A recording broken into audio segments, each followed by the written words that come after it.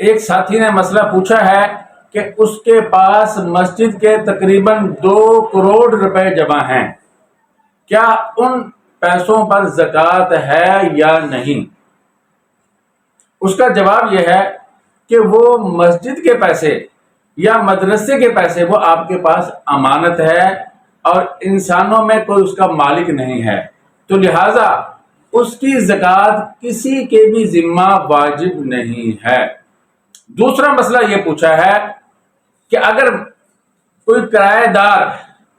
مالک مکان کو ایڈوانس سال کا کرایہ دے دے تو کیا اس کرائے پر زکوٰۃ ہے یا نہیں؟ اس کا جواب یہ ہے،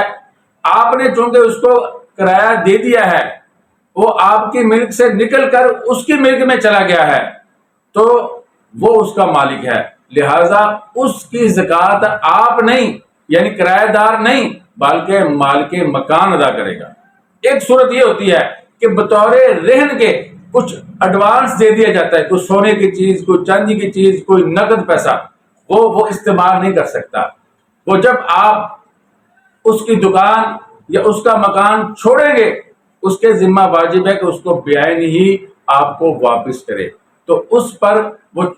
چونکہ مالک کے مکان کے پاس بطور امانت کے ہے، نہ اس پر زکوٰۃ ہے نہ آپ پر، اس لیے کہ آپ کی ملک تام نہیں ہے۔ ایک تیسری صورت بھی ہوتی ہے کہ آپ نے اس کو رقم دی اور اس کو کہا کہ آپ اس کو استعمال بھی کر سکتے ہیں، جب میں مکان چھوڑوں گا مجھے واپس کر دینا، اب اس سے پہلے آپ اس کو استعمال کر سکتے ہیں۔ یہ قرض کی شکل ہے، تو قرض پر بھی زکوٰۃ کا یہی حکم ہے کہ آپ اس کی زکوٰۃ یعنی کرایہ دار اس کی زکوٰۃ ادا کرے۔ اگر نہیں ادا کرے گا اور فی الحال اس کے اوپر واجب نہیں ہے، جب وہ اس کو واپس کرے گا تو پھر گزشتہ سالوں کی زکوٰۃ بھی اس کو دینی پڑے گی، پھر اس کے لیے مشکل ہوگا، اس لیے ساتھ ساتھ اس کی زکوٰۃ ادا کرتے رہنا چاہیے۔